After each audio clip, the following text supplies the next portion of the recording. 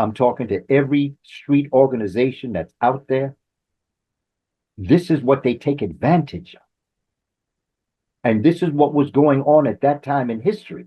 Not to mention, there was a jealousy, there was an anger that Hannibal had been able to get across into Italy. Yeah.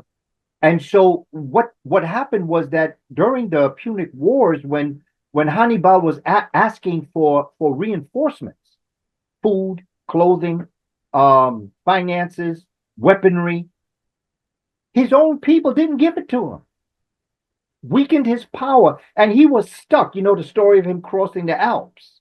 Mm-hmm. Well, the idea of Hannibal being in this part, he was locked away from his own people. So he needed the reinforcements. He had performed miracles. But what was happening is that, unfortunately, the Carthaginians, very rich, they were merchants. And they also had another major city in the country we today call Lebanon.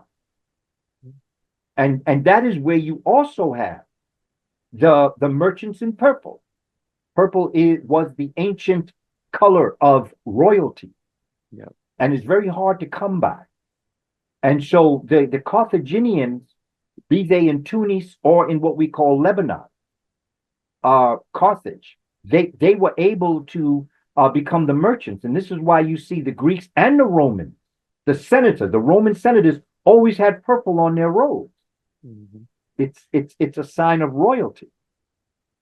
And so this area that we're talking about, Italy, they weren't so much on the eastern side of Italy. They were on the western side, the coast of West.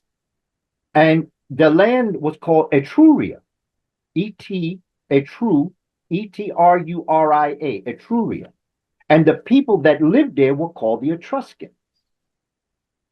And so you have the presence of these African people in the Mediterranean basin long before Indo-Europeans came across the mountains after the Ice Age melted, about 2000, maybe 4000 BCE.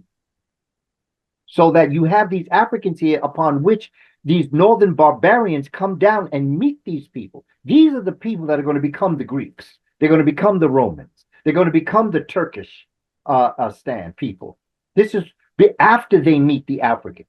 Okay, you're going to have the philosophers like Thales and Socrates and Plato all come in contact, and they're going to travel once the Ice Age subsides. Without understanding the Ice Age, it's hard to understand how this is going to take its place. But once you understand the Ice Age and the Ice Age ending about 10,000, give or take, BC, before the Common Era, you then have these Africans who depigmented themselves to become the Indo-Europeans, and they're going to come across, and they're going to be known as the Cro-Magnon people. And the Cro-Magnon are going to come down, they're going to come through Europe, and they're going to come down, and they're going to find themselves in this area that we today call Italy and Greece and Turkey. You're going to have some that are going to come from the east, because some of the Indo-Europeans that traveled over to the east came down through the east, and they came down through India, Pakistan, Afghanistan, Iran, and then they're going to start, and then they get kicked out by the Africans that are in this area, like the Sumerians and the Elamites. They're going to get kicked out, and they're going to be pushed west until they get into Kemet and Kush. And that's going to be their introduction to Africa and to help them understand. But these were barbarians. They didn't have much. They were a hell of a bunch of warriors with no conscience. I'll tell you that right now. They killed their mama, they killed their children. Evidence, look at what's happening now, so Yeah. but sidebar. Yeah. But the bottom line, Brother Caleb, is that to understand, and when you see, like a couple of years ago, there was a movie, Robin Hood. Yep. And Morgan Freeman was in it. That's right. And what was his name? He was called the Moor. Yep. Now, what is a Moor doing in France and England at this time? That's right. You see? And then you have Richard the Lionhearted, who was the King of England. But wait a minute, that wasn't his name. His name was Richard Coeur de Lion. He was French. Coeur de Lion means, Coeur means heart, de Lion of the lion. So they anglicized it to call him Richard the Lionhearted, but he was the king of England, but he was from France. And the reason why Robin Hood took place was because Richard the Lionhearted had to get back to England because somebody that was his family that was sitting on the throne of France was going to take England. Yep. So that's why he was getting back to England and come upon Sherwood Forest. Mm. It's a fable, but there's history in that story. That's right. And this is what you see in terms of what we call Italy, Sardinia, Corsica, the gladiators, the numbers of Roman emperors. First of all, the emperor was how they learned from the Greeks. The emperor really was the pharaoh, their version of the pharaoh. Mm. And the way they broke the Senate down was the high priest. And they excluded the women, but Africans had the priestesses in. Because you ain't got no nation if you ain't got a woman that's sitting right next to you telling you what you better do from a feminine perspective. Yeah. You see, and that began the destruction of the African civilization until you get to 525. You have the Punic Wars that are going on somewhere between 200, 300 BC.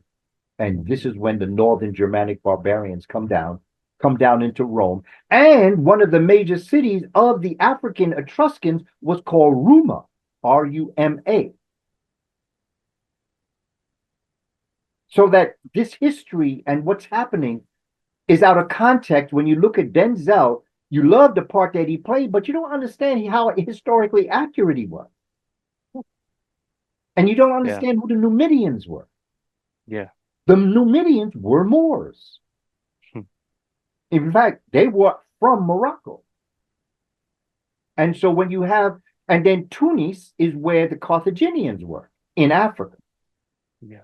But they were really just a family connection to Lebanon, what that we call today Lebanon, where you had the other Carthaginians. Carthaginians were not a people, they were merchants. And they were merchants because tin was something they were looking for. The color purple was something they were looking for, so that they were the merchants of this particular Mediterranean area. And so when we're looking at Gladiator, none of us should be taken back or surprised. But we don't know history. And they're not going to teach it to you. That's right. Wow. Wow, Baba. At JB's, you had a great lecture. JB's Record Lounge, great venue here in Atlanta. And one of the lines that you had stated that it kind of stuck with me. The Roman house was built on the Etruscan model. If you can you please break down that statement? The Roman. The Roman house was built on the Etruscan model. Oh yeah, absolutely. It was already there. The bathhouses were already there. The system of irrigation was already there. You know, family, let me tell you, when you find out what the ancient Africans had set in place in the world, you see, they purposely present us as a people who were primitive, who had nothing. And so fortunate to come in contact with Indo-Europeans who taught us everything that we know. It's the exact opposite. It's the exact opposite. When you think about even in 710 BC, my bad, 710, 711 AD, when the Moors are going to move into Spain and Portugal, that's a preemptive strike. And the preemptive strike is because when you look at that general area, you have Germanic tribes. As the Ice Age begins to subside, and there's a warming trend that comes across the globe, particularly the northern area, you're going to have groups of people that are going to come from the north, and they're going to travel south. Three of the groups in particular that we're talking about are going to come through this area, Spain, Portugal. When you go up a little bit further, you're looking at the connection with Italy as we know it today. It's Etruria back then. But they're coming down, and they're coming down in large numbers. And the three groups in particular that you want to look at are the Gothic nations: the Visigoths, the Ostrogoths, Goths, Ostrogoth, and the Vandals. Just by that name alone, you know what was on their mind. Yep. The Visigoths and the Vandals came down straight down into Spain and Portugal. The Ostrogoths took a west eastern turn down into Italy. When you start dealing with them in Italy, that's when you're looking at Othello in Venice. This is what Shakespeare was talking about, Othello. And everybody say, why is there a black man in Venice? Because see, people's minds are just not there. They don't perceive that black people have done anything because it has been so weaponized against us in terms of our true history and culture about what we've done, that to think that, oh, Denzel Washington, okay, yeah, oh, that's a great thing. Oh, yeah, okay.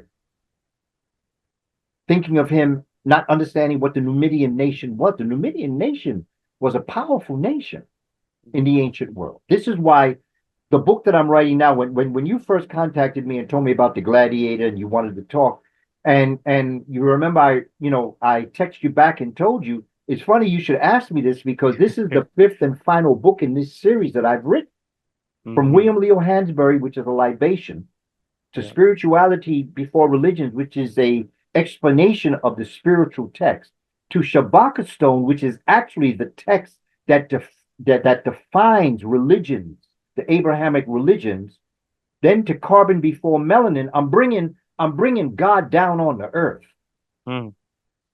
through Carbon Before Melanin. Still a little bit of science in it, but I'm bringing God down on the earth for us to see, when did God come to the planet Earth from the heavens? How did this spiritual system come down to the earth? And then I wanted to place the Spirit of God in the black man and the black woman.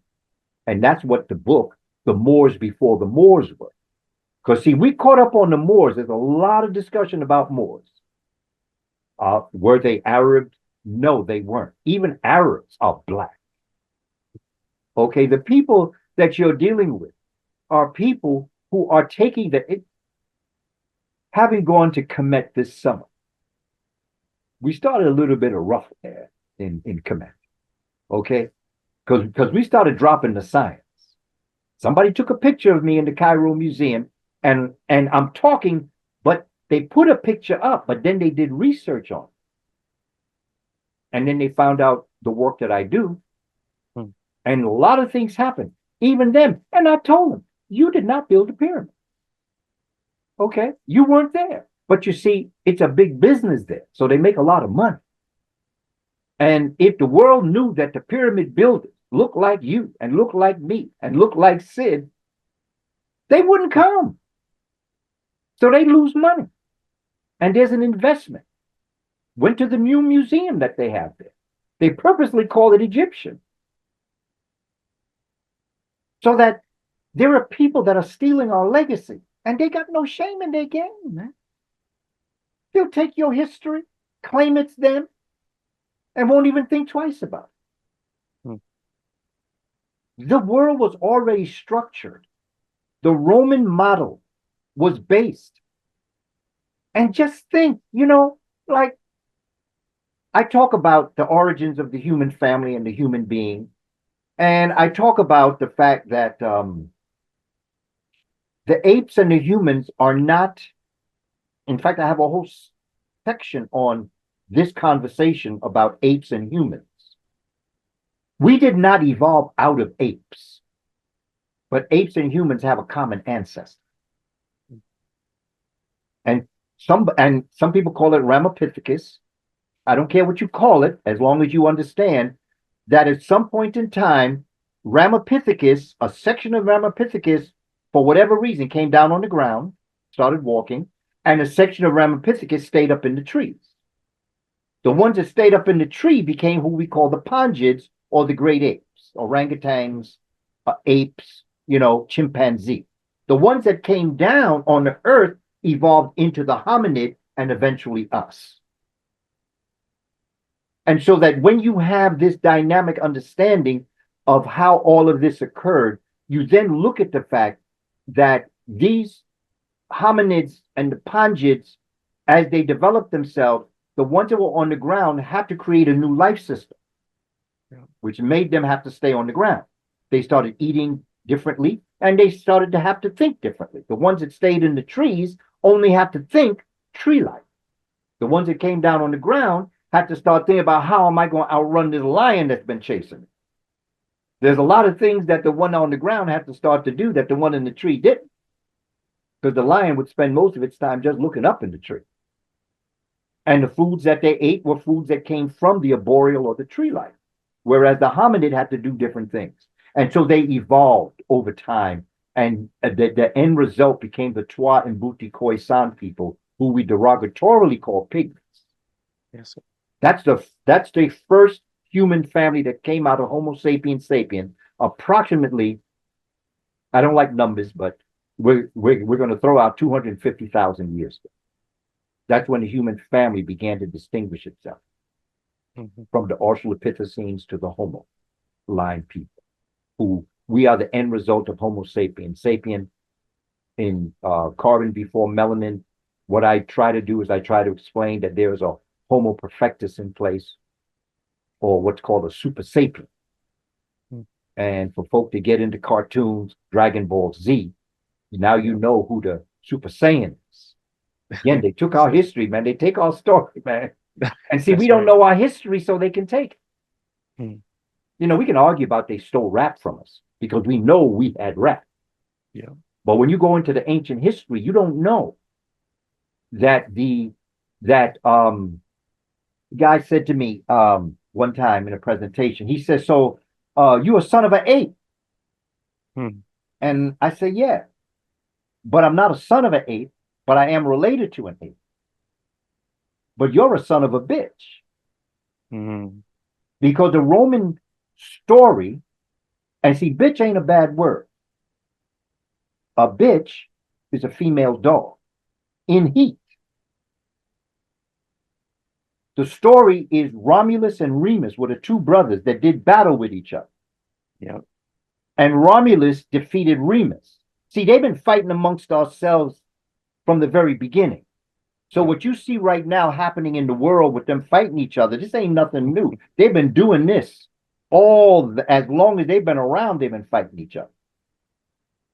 And so now you have this story of Romulus and Remus. Romulus defeats Remus, and so now you call it Rome.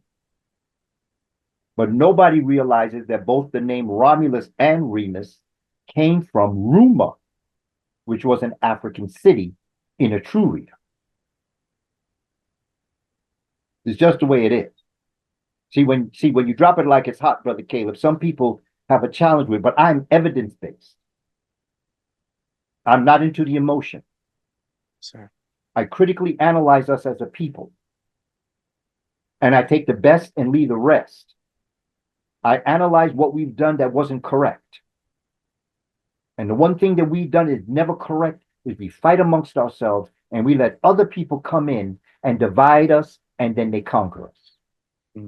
Every step, from Kush Kemet to the civil rights movement, to rap music, to street organization. Even to this day, we're fighting amongst ourselves.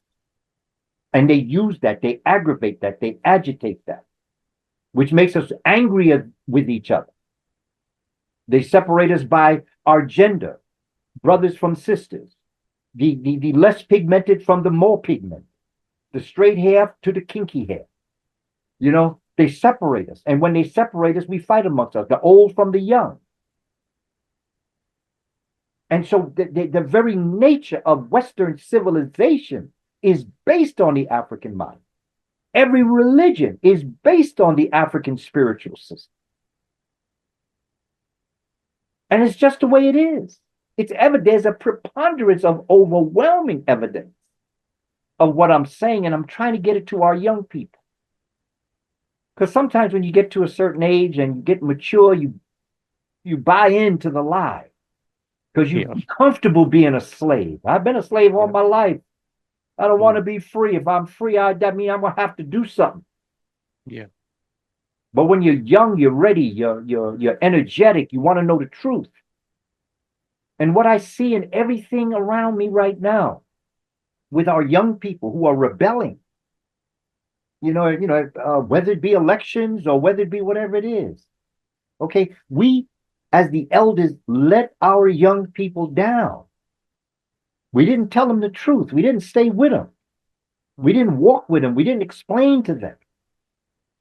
Rap music is the evocation of hip hop culture.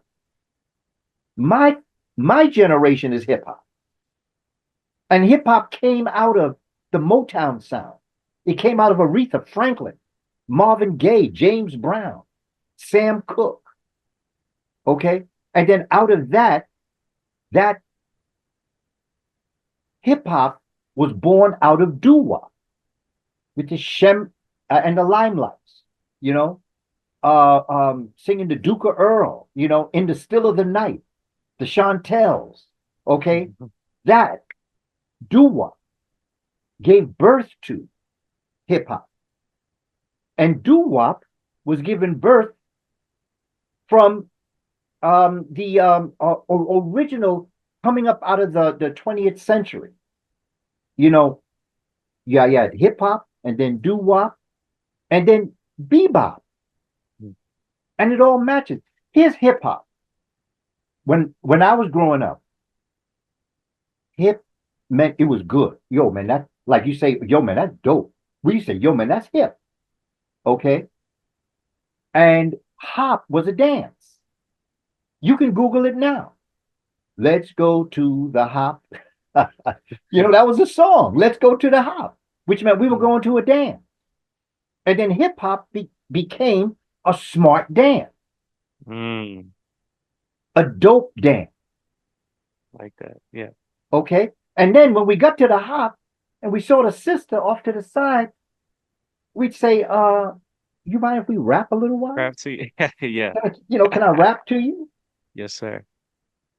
And all of it can be traced back to Africa. Mm. This is all a legacy that has been brought forward. I bring this up to just give an overview of the fact we don't know our history. Yeah. And when we don't know our history, other people can come in and steal it. You want to know Elvis Presley?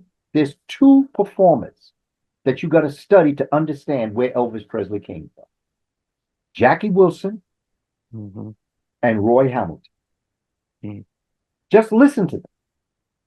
Watch the way Jackie Wilson danced, and watch how Roy Hamilton inflected his voice. So when you hear Elvis go, oh, oh, okay, that's Roy Hamilton. You ain't nothing but a hound dog. That was Roy Hamilton. Not to mention, he stole a black woman's song, Hound Dog. Yep. We don't know our history, Yeah. but it's our job, my generation's job, to come on programs such as yours, to talk to the generation and let y'all know how great you are and how you come from a long legacy of excellence. You take stuff that people would throw away and you turn it into gold. You got what's called the Midas touch. They on the plantation, they gave us the worst of the foods and we made it a delicacy.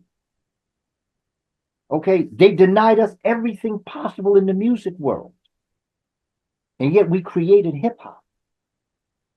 The world watches us and copies us. The young people, there was a point when we were in Cairo, when we were going to a rest. This is in June now, Mm-hmm. and there's a brother, Seth Fifth, that is a videographer. He's an engineer, and he was on the trip with his family, and he videotapes things, and he videotaped These young people outside the restaurant, when there were 61 of us, and when they dropped us off in front of the restaurant to go to eat,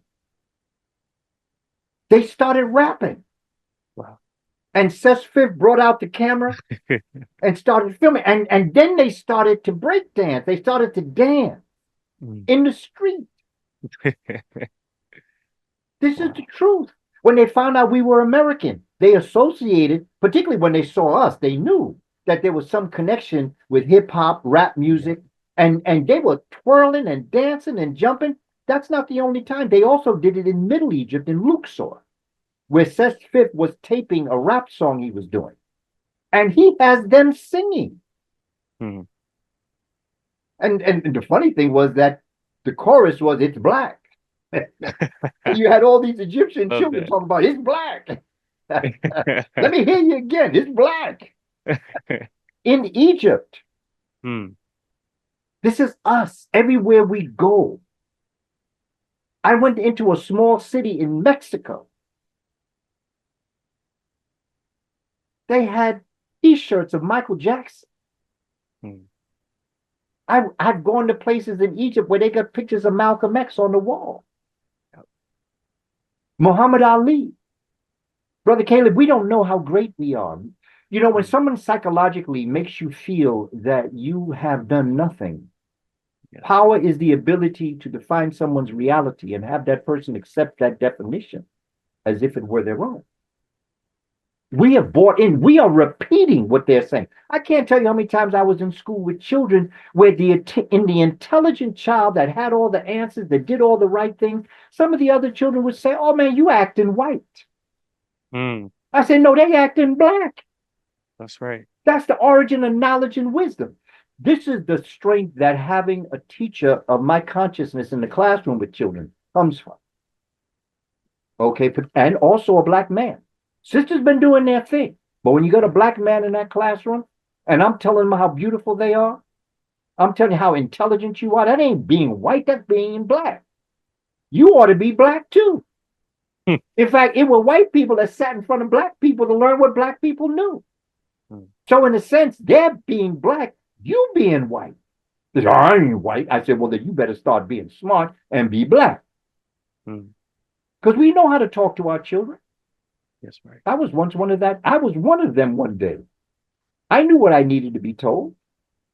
And that's just what we have to do. We have to understand history. Now, when we see Hannibal, now what I'm encouraging people to do is to also Ivan van Sertima wrote a Mm-hmm. very powerful he edited a book on great African leaders, ancient and modern, where he has a chapter on Hannibal.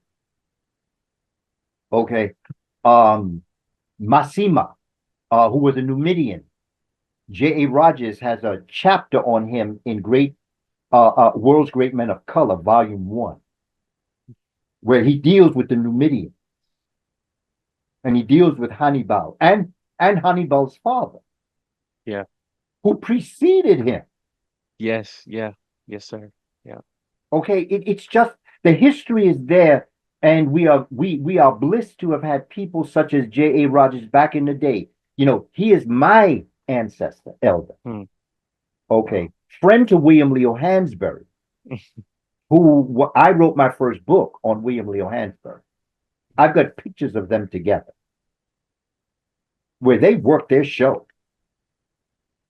And of course, Professor John Henry Clark, who was my living teacher, Dr. Ben.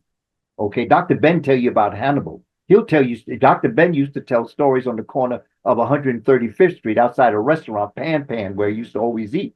He'd be lecturing on 135th across the street from Schomburg Library. Dr. Ben and Dr. Clark were Malcolm X's history teachers. Mm. We have to understand our history. So when you go to see The Gladiator, Denzel Washington don't stand out. He is not the exception. He's the rule. We don't know how many black popes there were. Militatus was one of them who was who was in battle with Constantine. He was the pope during the Nicene Creed. That's when Christianity was split in half. And that's when you have Arius goes up into the mountains of Europe. Black man go up. He was a bishop. He went up into the mountains of Europe, and because he found out that they were going to assassinate him. Wow. Because Constantine said, everybody got to agree with me. Okay, everybody got to agree with me. If you don't agree with me, I'm going to kill you. And Arius found out that he was about to be assassinated. So he went up into the mountains of Europe with his followers, and they came to be known as the Aryans. And I often say, wouldn't Hitler be shocked? That's right. To know where the word Aryan came from? From Arius. Aryans were the followers of Arius. We got to understand our history and the role that we played in the development of spirituality. And to the sisters, I'm telling sisters right now, get a book called Sibyls. Sibyls. Get that book, family. Brothers also get the book, but sisters, so you understand where the Catholic Church came from. You get that book, Sibyls, and you'll understand Nebetet as it relates to the hierarchy in the gods, if you want to call them that, but the essences or the neteru of ancient Kush.